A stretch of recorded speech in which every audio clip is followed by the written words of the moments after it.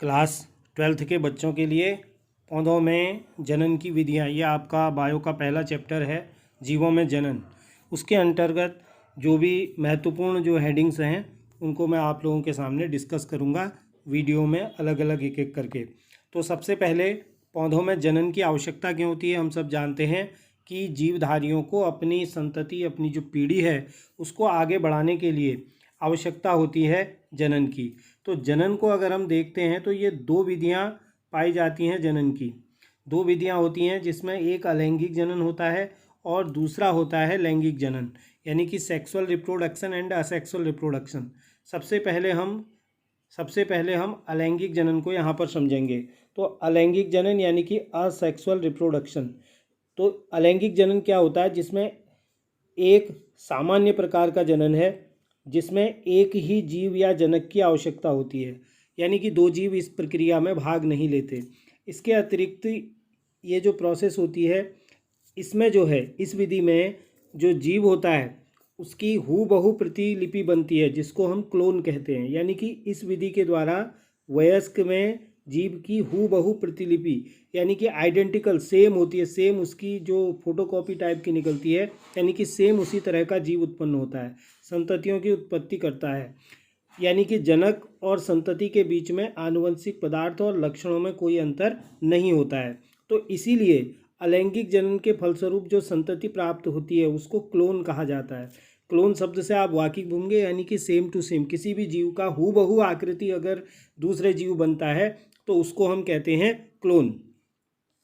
इसी तरह से,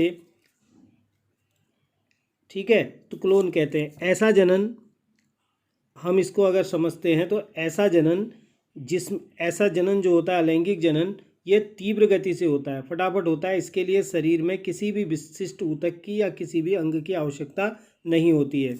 एक बार हम इसको दोबारा से पूरा समझेंगे। जनन में ये सामान्य प्रकार का जनन होता है, ठीक है, इसमें एक ही जीव भाग लेता है और इसमें जो संतति बनती है हूबहू प्रतिलिपि बनती है जिसको हम क्लोन कहते हैं, ठीक है, जो अपने माता पिता के एकदम इक्वल होती है, समान होती है हर तरह से, उसी को क्लोन कहा जाता है। और इसके लिए शरीर में कोई विशेष ऊतक या अंग नहीं होते, तो इसको हम कहते हैं अलैंगिक जनन या असेक्सुअल रिप्रोडक्शन, ठीक है।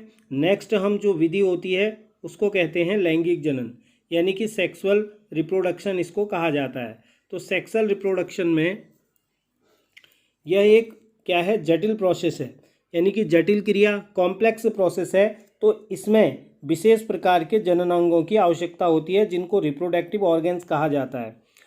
तो यह सामान्य से दैहिक कोशिकाएं यानी कि सोमेटिक सेल्स से बनी होती है और ये जो होते हैं अगुणित और यानी कि अगुणित कोशिकाओं के संयुग्मन, ठीक है, के द्वारा होती है। तो यह एक आधारभूत प्रक्रिया है। यानी कि जो लैंगिक जनन होता है इसमें क्या होता है, यह एक जटिल प्रोसेस है, यानी कि आसान प्रक्रिया नहीं होती है, कॉम्प्लेक्स होती है। इसके लिए शरीर में विशेष प्रकार के जननांग भी होते हैं, ठीक है। शरीर की सामान्य दैहिक कोशिकाओं यानी कि जो सोमेटिक सेल्स होती हैं से भिन्न प्रकार की दो अगुणित कोशिकाओं का संयुग्मन के द्वारा ही लैंगिक जनन की प्रक्रिया पूर्ण होती है, ठीक है। इस जो ये संयुग्मन से जो लैंगिक जनन की जो कोशिकाएं हमको प्राप्त होती हैं इनको लैंगिक कोशिकाएं कहा जाता है, या इनको गैमेट्स या युग्मक कहा जाता है। ये शब्द याद रखें, युग्मक। शरीर की अब जो युग्मक होते हैं ये द्विगुणित हो जाते हैं, यानी कि दैहिक कोशिकाएं द्विगुणित होती हैं। लैंगिक कोशिकाएं जो होती हैं इनको जनन कोशिकाएं भी कहते हैं। तो ये जो होती हैं अर्धसूत्री विभाजन के द्वारा बनती हैं, ठीक है, अर्धसूत्री विभाजन के द्वारा बनती हैं। और ये जो बनने की प्रोसेस होती है इसको युग्मक जनन कहते हैं, यानी कि गैमेटोजेनेसिस कहा जाता है, ठीक है।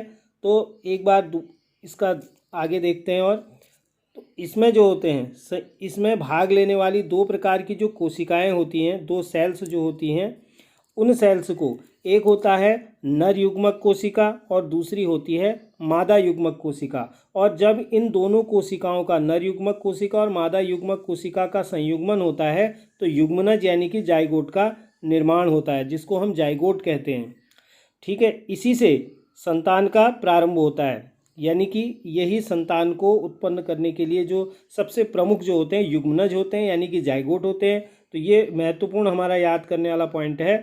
नर युग्मक कोशिका और दूसरी मादा युग्मक कोशिका होती है। जब ये द्विगुणित होती हैं तो हमारा जो युग्मनज बनता है, जिसको हम क्या कहते हैं, जाइगोट बनता है, जाइगोट कहते हैं। और जाइगोट के द्वारा ही संतानों की उत्पत्ति होती है।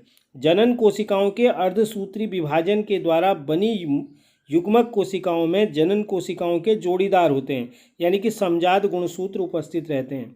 ठीक है, तो जो जनन कोशिकाएं होती हैं इनका अर्धसूत्री विभाजन होता है, और इसके बाद युग्मक कोशिकाएं जो बनती हैं वो जोड़ीदार यानी कि समजात गुणसूत्र यानी कि जो क्रोमोसोम जिसको हम कहते हैं समजात क्रोमोसोम से बनी होती हैं। और इनका बंटवारा क्या होता है, इनका अनियमित बंटवारा होता है। यहाँ पर ध्यान रखने वाली बात है, तो इनका जो बंटवारा होता है वो अनियमित होता है। और उसी तरह से नर और मादा युग्मकों का जब जाइगोट का निर्माण होता है तो वहाँ भी जो बंटवारा होता है वो अनियमित होता है। तो अगर अनियमित होने के कारण ही प्रमुख चीज़ होती है, तो इनके जो जो आपस में जनक होते हैं और जो संतानें होती हैं उनमें भी क्या होती है, थोड़ी बहुत शरीर में आकार में आकृति में भिन्नता आ जाती है। जनन कोशिकाओं के जीन प्रारूपों से भिन्न होते हैं। इसी कारण लैंगिक जनन के फलस्वरूप बनी संतति माता पिता से थोड़ी भिन्न दिखाई देती है। जबकि हम देख रहे थे अलैंगिक जनन में क्या होता है कि वे सेम होती हैं, यानी कि उनको क्लोन कहा जाता है। ठीक है, क्या कहते हैं, क्लोन कहते हैं। लेकिन यहाँ पर क्लोन नहीं बनते हैं, यहाँ पर क्या होते हैं, यहाँ पर अलग बनते हैं। दोनों की आकृति में संरचना में अंतर होता है। तो ये खास तौर से जो जीव जंतुओं में होने वाला जो जनन है वो कैसा जनन होता है, वो लैंगिक जनन होता है। और जो वनस्पतियों में है, क्या बहुत से ऐसे जीव होते हैं उनमें अलैंगिक, जैसे हाइड्रा में होता है, जैसे अमीबा में होता है, वो सब अलैंगिक जनन की प्रोसेस होती हैं।